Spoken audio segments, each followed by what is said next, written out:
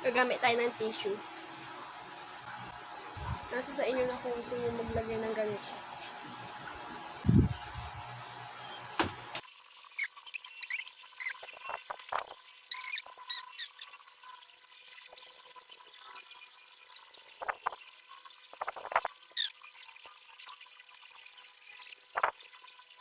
Miss ko mag-Halloween talaga.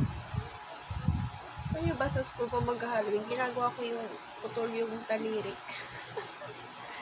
Yun kasi madaling gawin dahil. Sa susunod tuturo ko sa inyo kung paano ginawa. Yung putol ng daliri.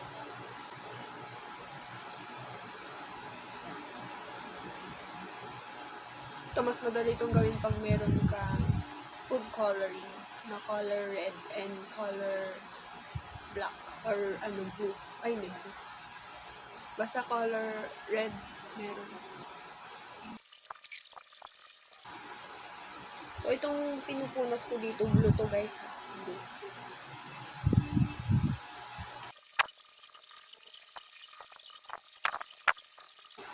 Ayan na siya.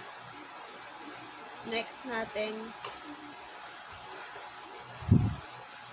kunin natin yung eyeshadow palette. Ayan. So, kunin natin ito. Ito. Ito ang gagamitin natin. Ay, mali. Bakit yellow? Ano ba?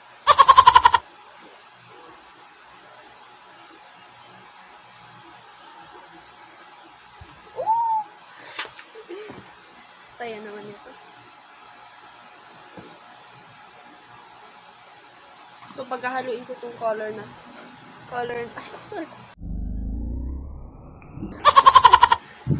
ito. Tapos, color na ito.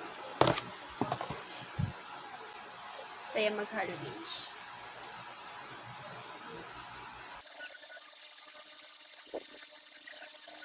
Kalain, magagawa ko ito na walang color.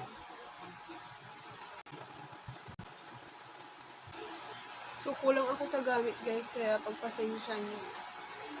Pero sana magustuhan niyo yung kalabasan nito. Kuha na naman tayo ng ito sa geometry naman. Color geometry ito. Itong color na to. Yung dark red.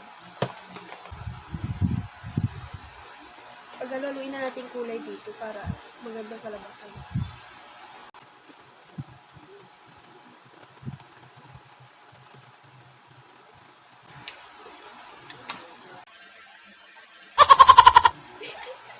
Kuha tayo ng color black. Lagyan natin siya dito.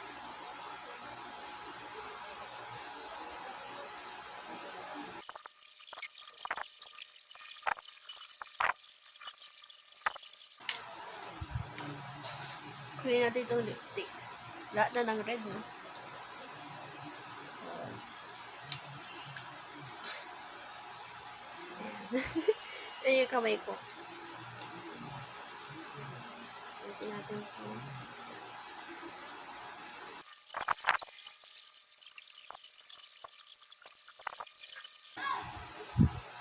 Oh my gosh. Okay. Pwede nyo pang artehan ng konti yan kung gusto nyo pa ng anything na ano. Pero sa akin, okay na yan. Sakto na yan sa akin. So, ganyan siya.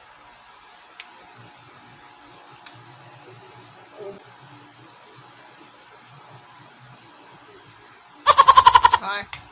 Kita nyo yan. So, I'll be back for my final look.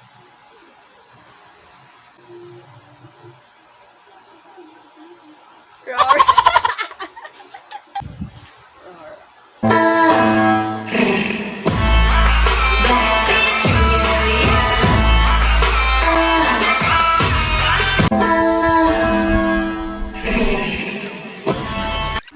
So that's it for our vlog. I hope you like this video. Please like, share, and subscribe to my channel and hit notification bell baba para like updated sa aking mga mga videos. So bye guys.